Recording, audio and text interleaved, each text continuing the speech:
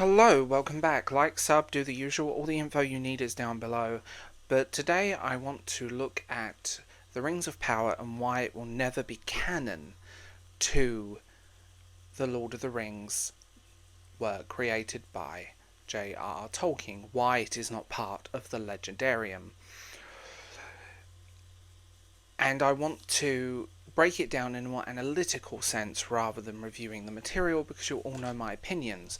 There are many people on the internet that are desperately trying to force this into the Legendarium and even arguing that canon texts are not canon. So, let's talk about it and let's look at the show. One of the primary reasons for the non-chronological status of Amazon's Rings of Power lies in the divisions from Tolkien's original vision. Tolkien created and crafted a cohesive and mostly consistent legendarium, and any significant departure from this lore risks compromising the integrity of the world. That is a very obvious thing. You have a show that is very much not representative of the source material. They even changed what they had the rights to, which I find fascinating.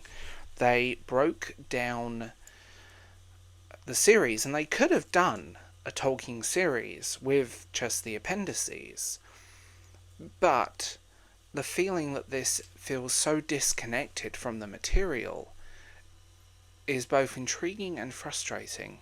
The show is poorly completed and has an overall lack of vision and cohesiveness, and very much is appealed to the lowest common denominator, internet shipping accounts. So, it doesn't feel integral. As someone who has read those materials over and over again, the show is not integral to the material presented. Now, 2. The decision to base the series on the appendices rather than a primary narrative is a critical factor. Without a direct source of text from Tolkien himself, the misrepresentation and creative liberties become more pronounced.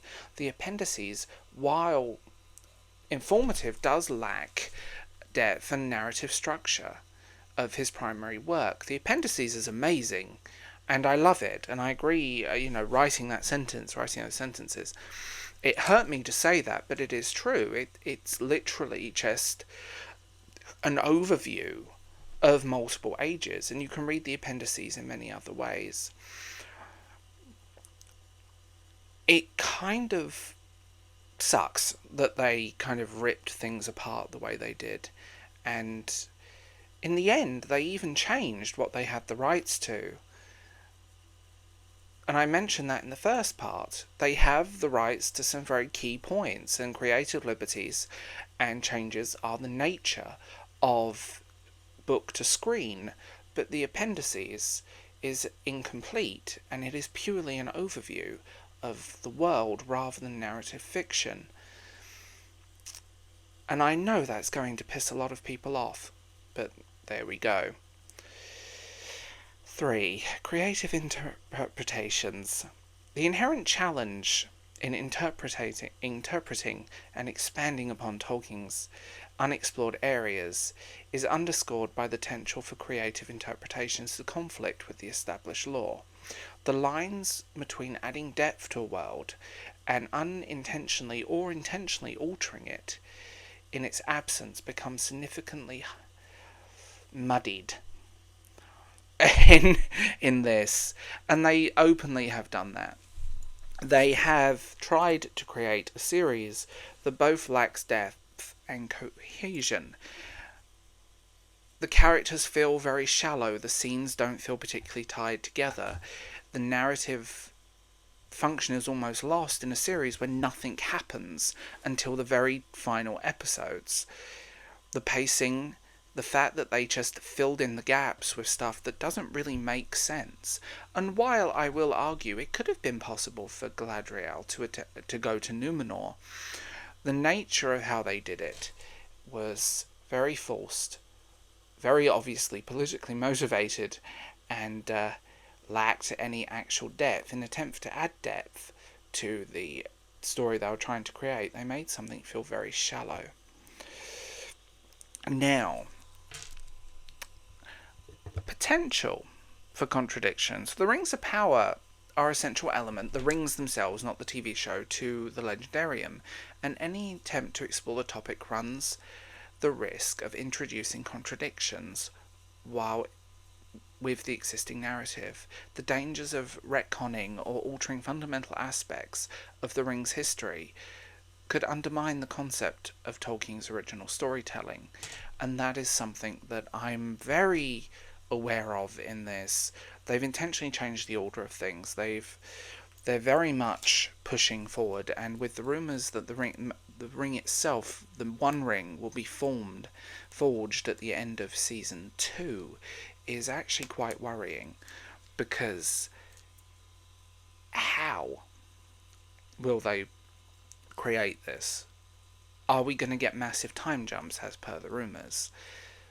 How are they going to tell this story in 8 episodes? And now we come to the non-chronological nature of adaptations. Adaptations by their nature exist in a separate creative space from the original work. Amazon's Rings of Power is an adaptation that, while drawing inspiration from Tolkien universe, cannot inherently achieve chronological status. Adaptations, regardless of fidelity, are representations that exist in a standalone creation within the realm of fan-driven content. And I love Peter Jackson, but those films are not part of the Legendarium either. They are their own thing, and changes and so on happened. It's just the nature of adaptation, and people tell me off for not liking the show because, you have to adapt things. You cannot, yes, you cannot tell the complete book on screen. Something that will take 5,000 pages to tell in a book might take 30 seconds in a screen, on a film, TV show. And ultimately, all adaptations, authorised or not, do fall under the fan fiction, or borderline fan fiction, fan interpretation of the work. Now, authorial intent and legacy. Tolkien's works are a product of his unique vision, language, and academic pursuits. Attempting to expand upon or reinterpret the Rings of Power outside his direct influence of the text does definitely challenge the perception of authorial intent and legacy. The risk lies in potentially diluting the distinct qualities that make his work timeless and resonant, and that's ultimately a thing. His work is timeless. The Rings of Power feels like a TV show made in the 2020s.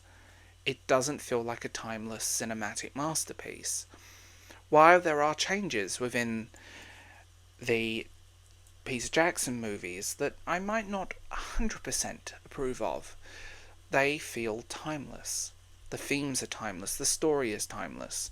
This feels dated already, and they've definitely diluted the distinct qualities of his work. Finally, we come to a conclusion.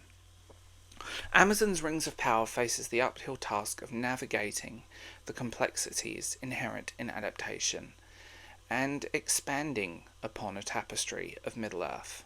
The non-chronological nature of adaptations stems from the challenge of maintaining fidelity in Tolkien's vision, while delivering a complete narrative.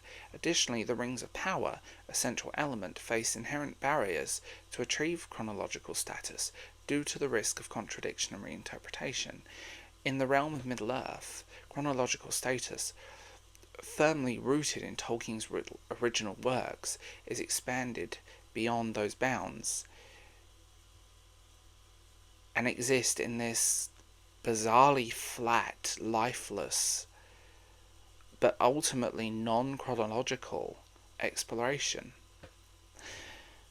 And I know that is word soup. I apologise, that's something I wrote for something else, but I thought you guys would be interested to hear it. It was never published for this initial thing, but there it is. So, tell me what you think in the comments below. I will talk to you guys later, and have a wonderful day.